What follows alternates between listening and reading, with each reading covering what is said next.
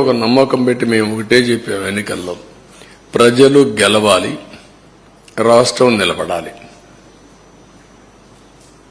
ప్రజలు గెలిచారు, గెలవడానికి దోహదం చేశారు, ఒక హిస్టారికల్ తీర్పు ఇచ్చారు.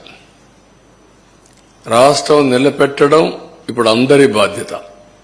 అది మేము బాధ్యత తీసుకుంటాం. అదే సమయంలో ఎప్పటికప్పుడు ప్రజలు కూడా సహకరిస్తే తప్ప సాధ్యం కాదు. అందుకే మొట్టమొదటిసారిగా 7 వైట్ పేపర్స్ పబ్లిసైజ్ చేస్తున్నాం. సమయం కూడా తక్కువ ఉంది. ఒక పక్కన నిన్నటి వరకు ఫార్మాలిటీస్ అని మేము కంప్లీట్ చేయాలి. అది అయిన తర్వాత కేంద్రంలో బడ్జెట్ పెడుతున్నారు, ఇక్కడ బడ్జెట్ పెట్టాలి. కేంద్రంలో బడ్జెట్ పెట్టే ముందు మన సమస్యలన్నీ వాళ్ళ దృష్టికి తీసుకొచ్చి ఎంతవరకు వీలైతే అంతవరకు మనం ఫండ్స్ తెచ్చుకోవడం కానీ, అదే మరి ప్రాజెక్టులు తీసుకోవడం కానీ ఇవన్నీ జరగాల్సిన అవసరం ఉంది. అందుకే ఒక 20-25 రోజుల్లో 7 పేపర్లు కూడా చర్చలన్నీ కంప్లీట్ చేసి మళ్లీ మేము అసెంబ్లీ సమావేశాలు పెట్టుకుని బడ్జెట్ కూడా ప్రవేశపెట్టాల్సిన అవసరం ఉంది. లేకపోతే మళ్లీ ఒక సంవత్సరం మనకు ఒక కన్ఫ్యూజన్ లో పోయే పరిస్థితి వస్తుంది. అందుకే మేము 7 సబ్జెక్ట్స్ కూడా మీకు ఒక ఐడియా ఉంది. మేము కూడా టైం టేబుల్ ఇస్తాం. దీనిపైన తరోగా చర్చ చేస్తాం. చర్చ చేసిన తర్వాత ప్రజలందరూ ఇచ్చిన సజెషన్స్ కూడా తీసుకొని వెబ్సైట్స్ అన్ని, ఇప్పుడు ఇరిగేషన్ ఉంది, ఈ ఇరిగేషన్ ఒక వెబ్సైట్ ఓపెన్ చేస్తాం. టోటల్ డాక్యుమెంట్స్ అన్ని అందులో పెడతాం.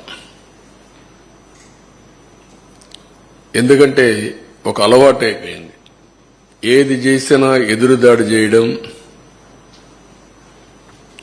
ఒక మీడియాలో ఇదే పనిగా వాళ్లకు క్రెడిబిలిటీ లేకపోయినా, విశ్వసనీయత లేకపోయినా చెప్పిన తప్పులే 100 సార్లు చెప్పి ప్రజలను నమ్మించే ప్రయత్నం చేయడం. దానికి చెక్ పెట్టాల్సిన అవసరం ఉంది. దానికోసమే ఈరోజు మా ప్రయత్నం. తప్పకుండా ఎప్పటికప్పుడు వాళ్ళు చెప్పినట్టన్నిటికీ కూడా ప్రజలే సమాధానం చెప్పే విధంగా ప్రజా చైతన్యాన్ని తీసుకొస్తాం. ఇప్పుడు ఫస్ట్ తీసుకున్న పేపర్ మేము చూస్తే 2 భాగాలు ఉన్నాయి. కానీ మొదటి భాగం పోలవరం, రెండోది ఇరిగేషన్ ప్రాజెక్ట్స్, సాగునీటి ప్రాజెక్టులు. ఈరోజు మేము సాగునీటి ప్రాజెక్టులు తీసుకోవడం లేదు. ఆంధ్రప్రదేశ్ రాష్ట్రానికి సాగునీటి ప్రాజెక్టుల అవసరం చాలా ఉంది. ఆ రోజు తెలుగుదేశం పార్టీ టైంలో 64,000 కోట్ల రూపాయలు, 67,000 కోట్ల రూపాయలు 5 సంవత్సరాల్లో ఇరిగేషన్ పైన ఖర్చు పెట్టాం. ఇప్పుడైతే మెయింటెనెన్స్ కూడా ఇవ్వలేని పరిస్థితి వచ్చింది. అవన్నీ నేను కూడా ఒక వారం తిరిగాను. రాష్ట్రంలో ప్రజా చైతన్యం తీసుకొచ్చాను. ఆ విషయాలు మళ్లీ నేను మాట్లాడతాను.